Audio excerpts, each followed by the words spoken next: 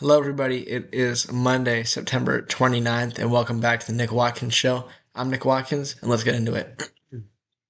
So, a lot happened yesterday, and a lot is going to happen over the next couple of days, but we'll start in football and what happened to the 49ers yesterday, who lost to the Jacksonville Jaguars 26-21 to get their first loss of the year, and it was not a very good game. And just to recap, for the Jaguars, Trevor Lawrence, 21 completions for 174 yards and a touchdown. Travis Etienne had a fantastic game, 19 carries, 125 yards, and a touchdown. And, you know, that was it. That was all the Jaguars did. They didn't really have a very good offensive game, but it was enough because our offense, turned it over 4 times yesterday, 2 fumbles, 2 interceptions. Purdy had 309 yards on 22 completions, two passing touchdowns, 2 picks, and a fumble. Christian McCaffrey had another fantastic game, 17 carries for 49 rushing yards, which isn't the best, but he also had 6 catches for 92 yards and a touchdown. So in total, 141 total yards, and then everyone else was kind of average. Pearsall had an okay game. Jennings, Hodges had a nice game. Kendrick Bourne had 3 drops, which is not good. But yeah, that's what happened yesterday. And let's just talk about the keys to the game that I brought up last time, which were get pressure on the quarterback without Nick Bosa, and don't turn the ball over against a very good takeaway defense. And um, let's see how that went for us. And the 49ers defense had, can I see how many pressures they had? None. No pressures. No pressures whatsoever. And no sacks. So, I mean, what is there to say? I think I really underestimated how much we would miss Nick Bosa because we are going to miss him so much because no pressures, no sacks whatsoever from a D line that's actually really good is not encouraging at all. It's very frightening because if you can't get pressure in the National Football League, quarterback's going to sit back there in the pocket and they're going to gash you for incredible amounts of yardage and just insane efficiency because if you play zone defense and the quarterback can sit back there all day, then there's going to holes are going to open up in the zone and in man as well. They're just going to be able to get open eventually. And if he can just sit back there and have go through all of his progressions comfortably, then there's no chance we're going to be able to do anything on the defensive side of the ball. And then for the offense, not turning the ball over, well, that didn't work. So he had 4 turnovers. Farrell had a fumble. Then Purdy had a pick that really wasn't his fault. It was McCaffrey couldn't bring in the ball and it got tipped. But then he threw another pick, his second pick, which was just one of the worst plays, one of the worst decisions I've really ever seen. It looked like it was Garoppolo out there. Just a boneheaded throw. I don't know who he was throwing it to. It looked like he threw it right to the defense. And then he also had a fumble. Eric Armstead, the former 49er, forced a fumble when we could have gotten on the field and scored. So we definitely had a chance to win the game, but we couldn't. And then I also reminded myself just thinking about another part of the game which was not good, and that was the referees stunk it up yesterday. There were so many missed calls, and honestly, there were a a like insane amount of penalties thrown. I mean, the Jaguars had 90 yards from penalties. We had 54 yards from penalties. Just come on, like keep the laundry off the field, please. Let them play. I understand like holding and stuff, but some of the penalties were so ticky tacky. It was ridiculous. I mean, And there was a plenty of moments in the game where it could have easily swung the other way. I can think of two in particular.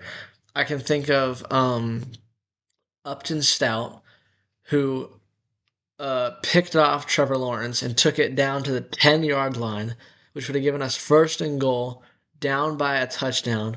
And instead, they called pass interference for something that I honestly, watching it, I could not see where the pass interference was. It looks like his hand was on Travis Hunter's hip. That's totally legal. He wasn't grabbing at all. He just jumped in front of him and caught the ball and took it back. That was a BS penalty, and it easily could have, gone the other way. And then after that, they went down and scored. And then another one, this isn't a penalty, but it also is the drops, where Purdy threw an absolute dime to Kendrick Bourne, who dropped the pass, and then we had to punt the ball. And then what happened? Well, an 87-yard touchdown for a punt return. And in addition, on that play, there was a clear block in the back on our gunner that was not called that allowed the Jaguars returner, Washington, to score. So the refs, they sucked yesterday. They were horrible, and that's all I want to talk about for the game. We definitely had a chance. It was not a good showing, and we got to get it together. Because we play the Rams on Thursday Night Football, and they are, in my opinion, the best team we're going to play all year. Maybe the Bucks. We play the Bucks after the Rams, but I think the Rams are probably the best team we're going to be playing all year. It's important to win this game, especially for the division, because I'm already thinking about playoffs at this point in the year. We're already a quarter through of the season, or we almost will be. So gotta be better. Gotta be better. Some other scores from around the league were the big game was the Packers and the Cowboys in Dallas. That game went to overtime, and who won the game? Nobody won the game because they tied. Ties are so stupid. I mean, it's kind of like it's a little like it's cool, like oh they tied, it's cool, whatever. But I would have loved to see that. I would love to see a team win that game. Um, I don't mind ties, but at the same time, it's like I don't want them. There's not that I don't hate ties, but it's just I would rather see a team win the game. So it's kind of like I don't know how to describe it. It's like a weird vibe thing. The Bears blocked a potential game-winning field goal to beat the Raiders. The Rams beat the Colts in a nice game. Falcons beat the Commanders. The Bills beat the Saints. The Lions trampled the Browns. The Texans shut out the Titans 26-0. Patriots rocked the Panthers. And the Giants beat the Chargers in Jackson Dart's first career start. The Eagles beat the Bucks despite not completing a pass in the second half. That is crazy. And then the morning game in Dublin, the Steelers hung on to beat the Vikings 24-21, and that's what happened yesterday for football. There are two games tonight. The first one, the doubleheader, is going to be at 4:15 Pacific. The 0-3 Jets and the 0-3 Dolphins. So somebody's getting their first win today. Or they could tie. You never know. We did see a tie. Um, last night, and then the Bengals, the 2-1 Bengals, and the 1-2 Broncos. Despite the Bengals having a better record, I think the Broncos will handily win this game unless Jake Browning can turn it around. Because the way the Bengals looked last week, they looked horrendous, and I think that I'm not really sure who's going to win the first game. I think the Dolphins are probably a better team, but they have not looked good. But I'm going to go with the Dolphins because they're the home team and also Mike McDaniel. So that's football. Now let's talk about baseball. And we'll start with the Giants because they did something positive. They did a couple of things positive yesterday. It was kind of a bittersweet end to the year because lots of things went well. But at the same time, you look up and you see what's going on around the league and you get a little bit disappointed. So we'll start with the final. It was Giants 4 runs on 7 hits and no errors. Rockies no runs on 5 hits and 1 error. And the Giants won the game 4-0. The winning pitcher in the game was Logan Webb, who had improved to 15-1 to finish out the year. The losing pitcher was, what's this guy's name? McCade Brown. And Spencer Bivens got his second career save, going 2 innings and striking out the side in the ninth, and back-to-back saves and back-to-back days. So good job to Bivens, and congratulations to Logan Webb, who, with he went 5 1/3. He easily could have gone more. He was only at 78 pitches. He struck out 8, and he only had 3 hits, no earned runs, no walks. So a fantastic last outing from Logan Webb. And the important thing is he finishes the year 15-1 with a 3.22 ERA. He has 224 strikeouts, which is just a great, great season. Finishing third in the league in strikeouts and first in the National League in strikeouts. So that's something you could give him credit for. And also, the most impressive thing is Logan Webb leads the league in innings pitched in 2025 with 207 exactly. So he leads the National League in strikeouts, and he leads the entire major leagues in innings pitched. Great job from Logan Webb. Super proud of him. And he also finishes tied for 5th in wins for the year. So great year from Logan Webb. Too bad we can't have him pitch in October, but it was very consistent from our ace. The other big milestone that was reached yesterday was with our shortstop, who became the first Giants player since Barry Bonds to hit 30 homers in a season. Willie Adames in his first year with the Giants. If you remember the start he had at the beginning of the year, it was horrible. I don't think he hit his first home run as a Giant on April 14th, and that was 3 weeks into the year. So the first 3 weeks he didn't even hit a home run, but he played 160 games this year, and actually, I think he played 161, but he got ejected in one of them. Doesn't matter. 30 homers. He finishes the year 225 with 133 hits, 225 batting average with a 739 OPS, 30 homers, 87 batted in addition to 12 stolen bases. Willie Adames, 80 walks as well. That's 20th in the league. A good year for Willie despite the very slow start. And the future is bright for him and the rest of the Giants. But yeah, the first Giants player since Barry Bonds to hit 30 homers in a season. That was in 2004. So great job, Willie Adames. Another little milestone that was reached was Rafael Devers, who played yesterday his 163rd game of the season. You might be thinking, how is that even possible? Well, it's because he played 74 games to the Red Sox, then got traded to the Giants, who were playing their 74th game, but it was his 75th game. So he played 163 games. He played every game for the Giants, or every game, for his team, plus an additional one. So congrats to Rafael Devers, and that really shows the consistency that he has. Let's take a look at his final year totals. 252 batting average with an 851 OPS. He hit 35 homers, knocked in 109 RBIs, which is 9th in the league, and he was 3rd in the league in walks with 112. So a nice, consistent year from Rafi Devers too. And if you really think about it, we traded for him. We were thinking, oh, he's going to tear the cover off the baseball. He's the best, and he really didn't do that much. But if you also go back and look at the numbers, like he had a very solid year, 252 with 35 homers and 100 plus RBIs with an insane amount of walks. He had a nice year. And although his start, like Adames, was a little bit slow when he joined the Giants, he evened it out, did a nice job.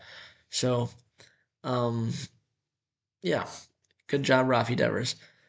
So that is the season for the Giants, and I'll be coming out with another video, maybe on Wednesday, probably Wednesday or Thursday, probably Wednesday, a complete retrospective of the year. I'll be working on that. of course, there's playoff baseball tomorrow, and that is a good transition to get to that. So there were three big um, spots still needing to be decided. The outcomes of the AL East and Central and the final wild card spot.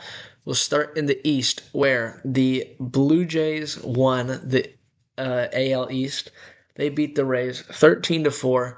The Yankees also beat the Orioles. They won their game 3-2. However, the Blue Jays, with the tiebreaker, they are going to be the 1 seed. The Yankees, meanwhile, still had a nice season, finishing with, I believe, 94 wins. Let's double check that. Yeah, 94 wins. And they will host Boston in a best-of-3 wild card series. That is some juicy drama right there. Yankees, Sox in the wild card in the playoffs. Speaking of the Red Sox, they play the Tigers, which had implications for the AL Central crown. The Red Sox beat the Tigers, which means that no matter what happened, the Guardians were going to win the Central. And it just so happened that the Guardians hit a walk-off 3-run home run from Brian Rocchio to beat the Rangers 9-8 in 10. And that means that the Guardians could have won the division 2 ways. And it just so happened that both of those went their way. They completed the largest division comeback in MLB history, and they finished 88-74. The Tigers have got to be disappointed with the way that it happened. They could have been the 1 seed, but instead they are now the 6 seed. Yep, they're the 6 seed. They hold the tiebreaker over the Astros, so they made the playoffs over the Astros. And they will go to Cleveland, ironically. So whoever won the AL Central would have hosted the wild card, and though the Guardians won it, so it'll be in Cleveland. Now, the Reds came into the day tied with the Mets for the same record, but the Reds the tiebreaker, so they would have made the playoffs if it was a win-win or a lose-lose. And it just so happened it was a lose-lose situation. The Reds hit 2 solo homers early in the game, in the second and third from Ellie and Friedel. But then the Brewers piled on the runs, got 4, and just cleaned it out from there to set a franchise record with 97 wins, opening the door for the Mets to make the playoffs. And they got shut out by the Marlins, who scored 4 runs in the fourth, and that was it. The Mets, with a disappointing end to the season, they were fighting with the Phillies for the NL East. The Phillies, who finished with, just taking a look here, Phillies finished with 96 wins. And if these teams were tied, I believe at some point in the middle of August, I can't remember what day exactly, but in the middle of August, these two teams were tied with the same record. And the Phillies finished with 96 wins. The Mets finished with 83 and missed the playoffs. Just a disappointing end to the season for the New York Mets, and a big, big collapse because they could have made the playoffs, man. They had Juan Soto in an off year, having a 30-30 year, and they got shut out by the Marlins when it mattered most. The door was open, and they couldn't do it. So, and that just really stings for the Giants as well, knowing that we finished 2 games back of those 2 teams in the wild card. And I can think of many games throughout the season where if we had just not blown the save or gotten that extra hit or something, where even against these 2 teams, I can think of that on Sunday Night Baseball, Randy Rodriguez came in, gave up not back-to-back homers, but gave up 2 homers to, I can't remember the guy's name, but Juan Soto had one of them, the go-ahead homer, and against the Reds, very, very early in the year. The 4th series of the year, Logan Webb had a fantastic outing, followed up by Landon Root, fantastic outing. And I can't remember if it was Walker or Doval. I think it was both of them, but they blew it for their starter. And those are 2 games that would have gotten us to the playoffs. So what are you going to do, right? Season's over now. And the season The regular season is over. The season's over for the Giants. And these teams, however, their season is not over. They're still going. This episode's going a little bit long, so I'll try and wrap this up. But just to preview, the Tigers will face the Guardians in the wild card. This is all wild card matchups. Tigers will go to Cleveland, the 6 and the 3. The Red Sox will go to New York to play the Yankees. That's the 5 and the 4, which will be probably one of the more entertaining series in the postseason. The Padres will go to Chicago to play the Cubbies, and that's the 5 and the 4. And then the Reds, who managed to get into the playoffs, will go up against the Dodgers, and that is the 6 and the 3 in the National League. So that's what's going on for baseball. In addition, there was another game. Um, is that yesterday where the yes, so I think the series is over. The Phoenix Mercury, the WNBA, beat the Minnesota Lynx and ends their season. So I believe so. I believe the season is over for them. Um, but I'm not completely sure to be honest. I think I saw that though. Anyway, if it is true, then the Lynx are out. That's the team that eliminated the Valkyries, the 1 seed, and the Fever and the Aces, meanwhile, are tied at 2-2, and they'll play Game 5 on Tuesday. So anyway, a lot happened. The Niners lost, which is unfortunate. The Giants won, which is nice, but also a little bit bittersweet, knowing that we could have had more. And the MLB playoffs are set, and I'll see you guys tomorrow.